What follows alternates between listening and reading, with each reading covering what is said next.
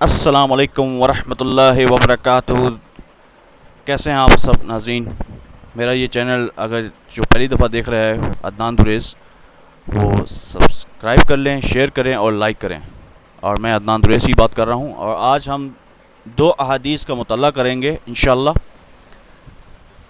ایک تو ہے یہ 5411، ابو ہریرہ رضی اللہ عنہ بیان کرتے ہیں کہ رسول اللہ صلی اللہ علیہ وآلہ وسلم نے فرمایا، قیامت قائم نہیں ہوگی حتیٰ کہ تم ایک ایسی قوم کے ساتھ قتال کرو گے جن کے جوتے بال والے یعنی چمڑے کے ہوں گے، اور یہاں تک کہ تم ترکوں سے جنگ کرو جن کی آنکھیں چھوٹی ہوں گی، چہرے سرخ ہوں گے، ناک چپٹی ہوگی، اور ان کے چہرے ایسے ہوں گے جیسے طے بطے ڈھال ہوتی ہے۔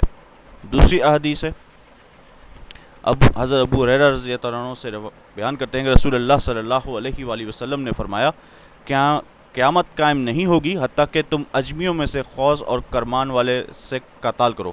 وہ سرخ چہروں والے، چپٹی ناک والے اور چھوٹی آنکھوں والے ہوں گے، ان کے چہرے تہ بتہ ڈھال جیسے ہوں گے، اور ان کے جوتے بال والے یعنی چمڑے کے ہوں گے۔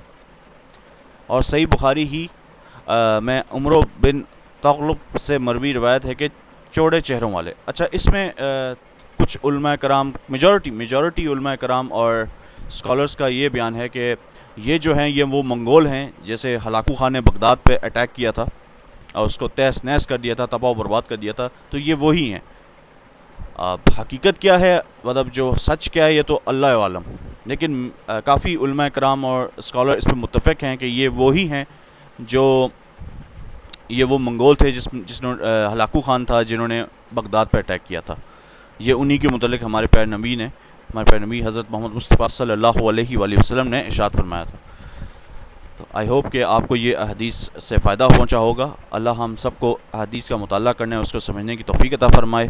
السلام علیکم ورحمۃ اللہ وبرکاتہ۔